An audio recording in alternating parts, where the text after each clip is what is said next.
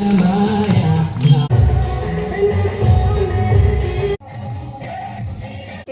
જય શ્રી કૃષ્ણ. કેમ છો બધા? મજામાં છો ને? મજામાં દેશો. આપણે પણ બધા મજામાં જ છે. અને આજે છે બીજું નોરતું, અને કાલે તો પેલું નોરતું હતું તો ઘડીક વાર રમવા ગઈ હતી, પણ કાલે પેલું બીજું નોરતું હોય ને ત્યારે કોઈ રમવા ન આવે, બહુ ઓછા લોકો આવે, કેમ કે બધાને એમ થાય કે કોઈ નહીં આવે કરીને કોઈ આવે નહીં એવું થાય. અને આમે તે શરૂઆતમાં કોઈ ન આવે, પછી છેલ્લા 5-6 દિવસ હોય ત્યારે બધા રમવા આવે. તો અત્યારે આપણે કામકાજ કરીને નવરા થઈ ગયા છીએ, અને અત્યારે આપણે રસોઈની તૈયારી કરીશ. તો અત્યારે આપણે જો ચોળીનું શાક બનાવી નાખ્યું છે સરસ મજાનું. લીલા દાણા નાખવાનું બાકી છે, પણ લીલા દાણા લગભગ ખૂટી ગયા છે. તો હવે આપણે રોટલીનો લોટ બાંધીને રોટલી બનાવી નાખશું. હું ભાઈ ટિફિન દઈ આવશું. અને અત્યારે વાદળા જેવું થઈ ગયું છે, તમને દેખાય છે વાદળા થોડાક થઈ ગયા છે. તો વરસાદ આવશે, કદાચ વરસાદ આવશે એવું લાગે છે. વાદળા થઈ ગયા છે, એના ઉપર આપણે ફટાફટ રસોઈ બનાવીને આપણે ઓમભાઈને ટિફિન દઈ આવીએ.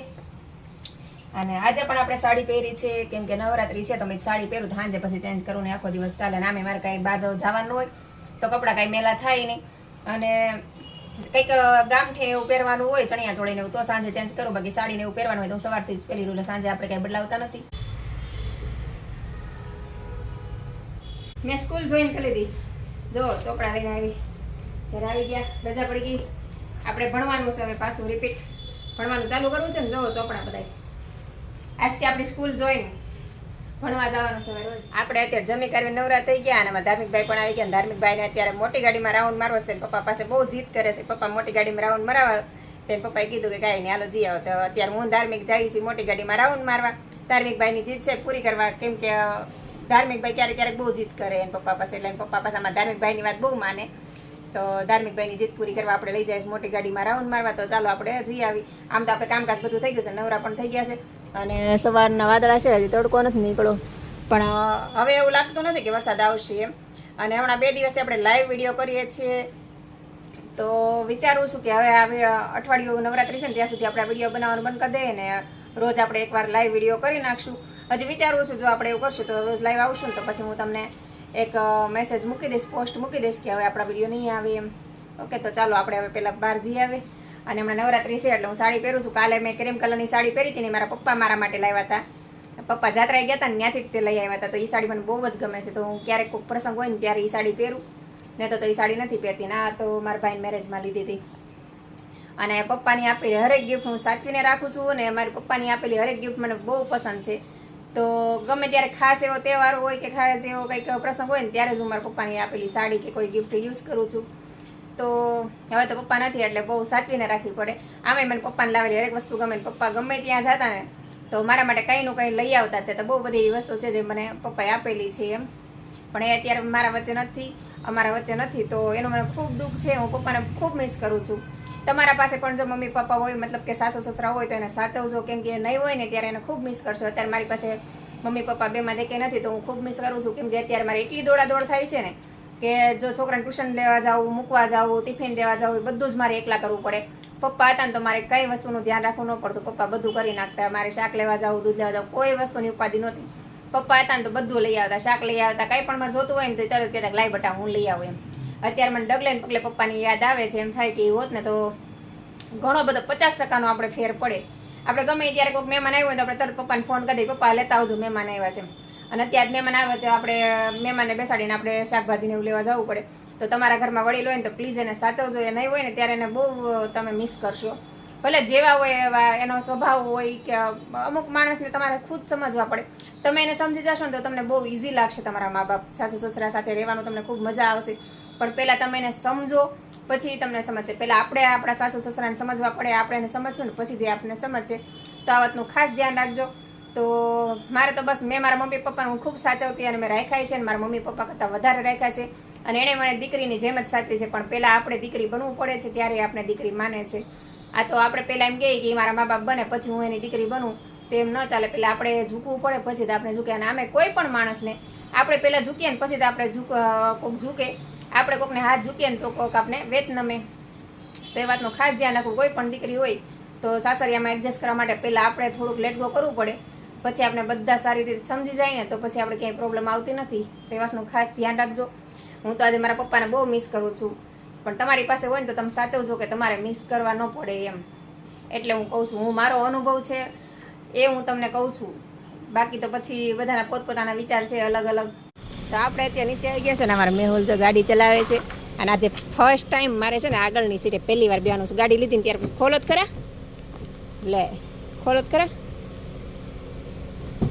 તો ફર્સ્ટ ટાઈમ આજે હું પહેલી વાર ગાડી લીધી ને ત્યાર પછી હું ક્યારેય પહેલી સીટે નથી બેઠી. આજે મારે પહેલી સીટે બેસવાનું છે મેહુલની બાજુમાં. અને આમાં ધમુભાઈ જો પાછળ બેસી ગયા છે. વાહ જો જો જો ધમુભાઈ કેટલા ખુશ છે આમ જો. આપણે મેહુલે ગાડી સ્ટાર્ટ કરી દીધી છે. જો અમારા મેહુલ ગાડી ચલાવે છે. જો આમ જો કેટલી સ્પીડથી ગાડી. અને અહીંયા અમારા ગણપતિ દાદા જો સરસ મજાના બેસાડેલા છે. જો મસ્ત મજાના ગણપતિ દાદા છે આપણા. આમાં ધમુભાઈ જો પાછળ આમ ધમુભાઈ ને આમ જો ખુશી આમ જો આમ જો. પેલા હું કહું છું પરફેક્ટ.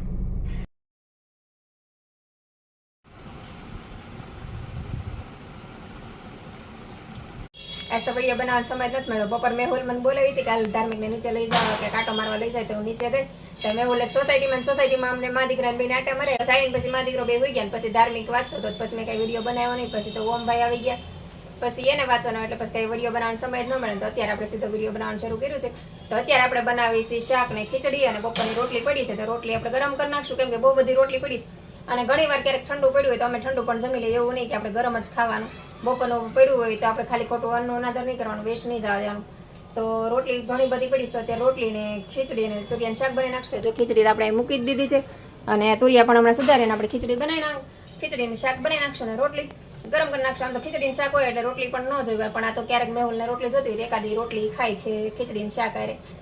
તો હાલો આપણે રસોઈ બનાવી નાખીએ અને પછી જવાનું છે ગરબા રમવા. તો ફટાફટ આપણે નવરા થઈ જાય અને પછી ગરબા રમવા જશું. હમણાં કોઈ પબ્લિક અમારે ભેગું નથી થતું કેમ કે અત્યારે કોઈ એટલા બધા માણસો રહેતા નથી કેમ કે ઘણા ખરા બીજે આવી ગયા છે. તો હવે બહુ ઝાઝારિયા નથી તો થોડા ઘણા છે તો એટલા બધા ભેગા થઈને રમીએ. અને પછી આપણે ક્યાંક મેહુલ ક્યારેક ફ્રી થશે તો આપણે બહાર રમવા જશું રમઝટમાં કે ઉમિયાધામ મંદિરે કેમ કે રમવા જશું. તો ત્યાં પણ તમને હું નવરાત્રી બતાવીશ અહીંની. તો અમારે સુરતમાં નવરાત્રી ખૂબ સરસ થાય છે. બહુ ઠેક ઠેકાણે બહુ મસ્ત નવરાત્રી થાય ને બહુ મોટી નવરાત્રી થાય છે. પણ અત્યારે આપણે સમય હોય નહીં, છોકરાને એક્ઝામ આવે છે એટલે મેહુલ બહાર ન લઈ જાય. જો આપણે બહાર જશું તો હું તમને બતાવીશ. તો ચાલો અત્યારે તો આપણે પહેલા રસોઈ બનાવી નાખીએ. ધાર્મિકભાઈ જો વાંચવા બેસી ગયા છે. ધાર્મિકભાઈને એક્ઝામ આવે છે એટલે ધાર્મિકભાઈની ફૂલ તૈયારી ચાલે છે. અને અત્યારે 7:30 થઈ ગયા છે ને આપણે જો તુરિયા બહાર લઈ ગયા છે ને ધાર્મિકને બેહું તો એને મજા આવે. તો ધાર્મિકભાઈ વાંચે ને આપણે શાક સુધાર નાખીએ ને પછી રસોઈ બનાવી નાખીએ. ત્યાં અમારા ઓમભાઈ પણ આવી જાય. તો અત્યારે આપણે નવરા થઈને બેસી ગયા છે રામાયણ જોવા. જો રામાયણ શરૂ થઈ ગયું છે ને અમારું ઓમ ને ધાર્મિક પણ સાથે બેસી ગયા છે રામાયણ જોવા. તો ચાલો બધા રામાયણ જોવા. અને આજે આપણે 800 સબસ્ક્રાઈબર કમ્પ્લીટ થઈ ગયા છે આપણી બ્લોગની ચેનલમાં. તો થેન્ક યુ સો મચ, આપનો ખૂબ ખૂબ આભાર. તો અત્યારે આપણે કામકાજ કરી નવરા થઈ ગયા છે ને હવે તૈયાર પણ થઈ ગયા છે. તો હવે આપણે જશું નીચે. તો ગરબી હમણાં થોડીક વારમાં શરૂ થવાની જ છે ને આમાં હું ધાર્મિક ગરબાના બહુ જ શોખીન છે એટલે હું ધાર્મિક નીચે જઈએ ને અમારું ઓમ ને પપ્પા બે ઘરે હોય કેમ કે એ બેન ગમે નહીં એટલે એ બે ઘરે રહે. અને મને ધાર્મિકને નવરાત્રીનો ખૂબ શોખ છે. તમે બે તૈયાર થઈને વ્યા જાય. આમાં ધમુભાઈ વ્યા ગયા હાલો આપણે પણ ગરબામાં જઈએ. તો ચાલો બધા ગરબા રમવા.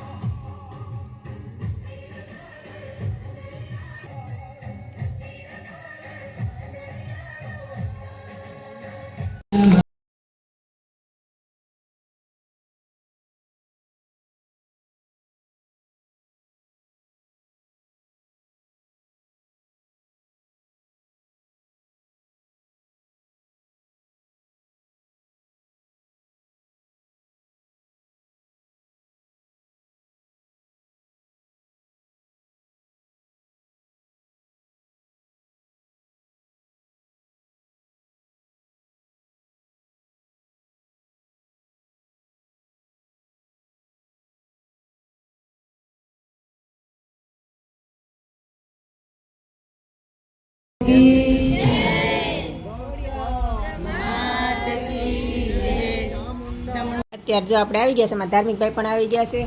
અત્યારે આપણે ગરબા રમી કરીને ઘરે આવી ગયા છે અને અત્યારે વાગી ગયા છે 12.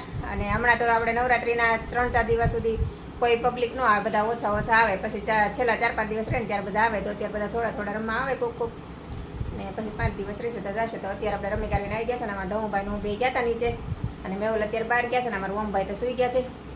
તો આજનો વિડીયો આપણે અહીંયા જ પૂરો કરશું. તો વિડીયો પસંદ આવ્યો હોય તો લાઈક, શેર અને સબસ્ક્રાઈબ કરવાનું ભૂલતા નહીં. તો ફરીથી મળશું કાલે એક નવા વિડીયો સાથે. જય હિન્દ, જય ભારત, ગુડ નાઇટ.